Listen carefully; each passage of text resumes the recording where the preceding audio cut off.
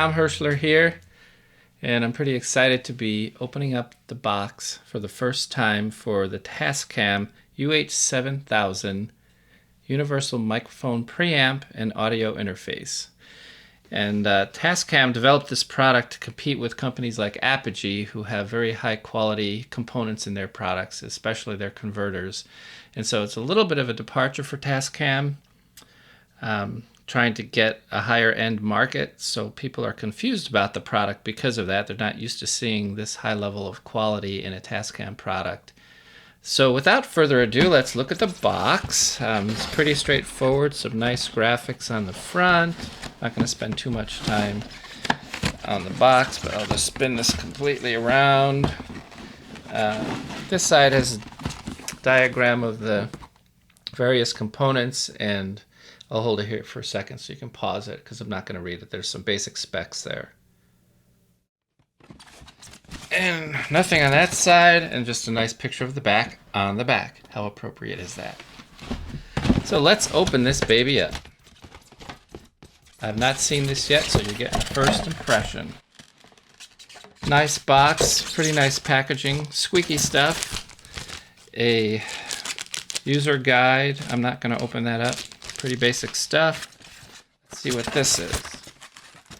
We have a power cord. We've all seen those. And we have a USB cord. We've seen those too.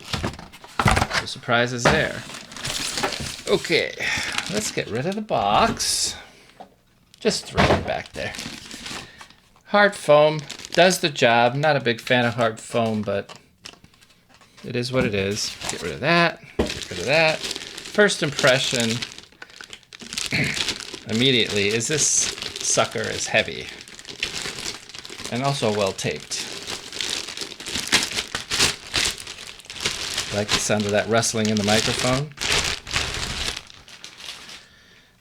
Okay, first impressions. Very heavy, very high quality, solid aluminum cast and machined plates on the sides, steel around the rest of the unit. Tell you the reason that I bought this is I have a studio in my basement. I'm not a professional audio engineer, but I do have a basic setup in my basement. But sometimes in other parts of the house, I like to listen to music, and I have a laptop set up. And I've been growing tired of the incessant noise that my laptop converters have. So I just want to plain listen to music, good high quality music. And the converters on this are very clean. It has a fantastic preamp, has fantastic converters, has a great headphone amp, so you can push headphones with higher resistance, such as 600 ohm and up headphones, and get a super clean sound with this. Apparently, I have not tried it, but that is one of the reasons. Also, it has an audio interface, so if I just want to capture ideas, I can do that. And I'm looking forward to just having it upstairs in my other office. So if I have an idea or want to lay down a quick track, I can just plug in my guitar or a simple mic and just go to town. And another really cool thing about this is it can be used as a standalone preamp. So, you know, if you were to buy a Grace 101, for example, they cost $600 to $700, and supposedly the preamps in this are as clean as the Grace. Now, I don't know for sure. I have a Grace, but I haven't listened to this. But the reviews I'm seeing, people are very happy with the preamps. So if it works even remotely like the Grace, it's a fantastic deal to get this whole unit for $600. Actually, I only paid $450, so I got a really phenomenal deal. But even at $600, it's a good deal.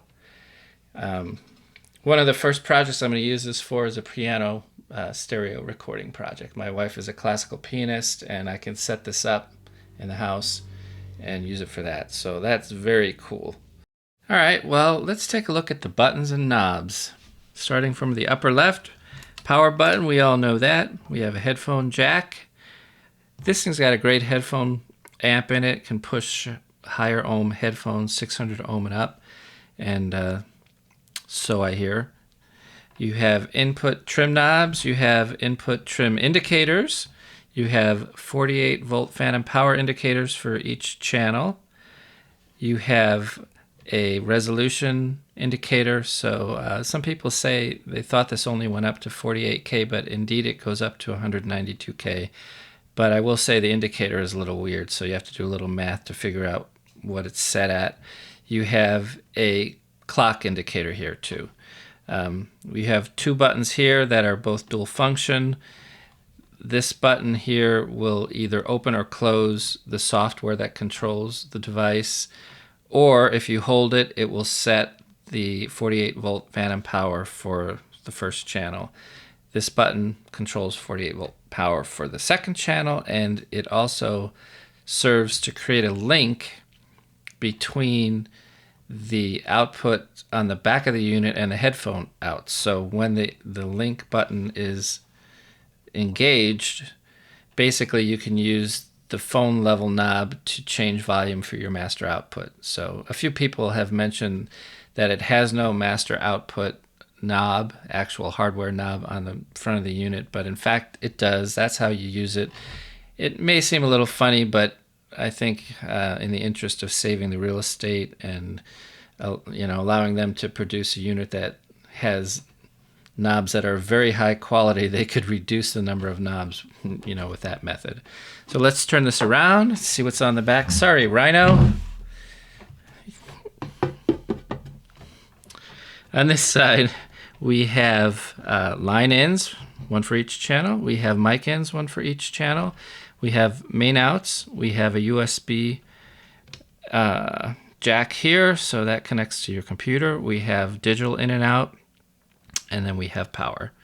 And that is all. Just first look at this unit. I'm really excited to get out there and get this plugged into my computer and see how it sounds. And if you guys have any interest in this product or specific questions, please feel free to comment below. Otherwise, rate and subscribe. And thanks for watching Rhinofeed.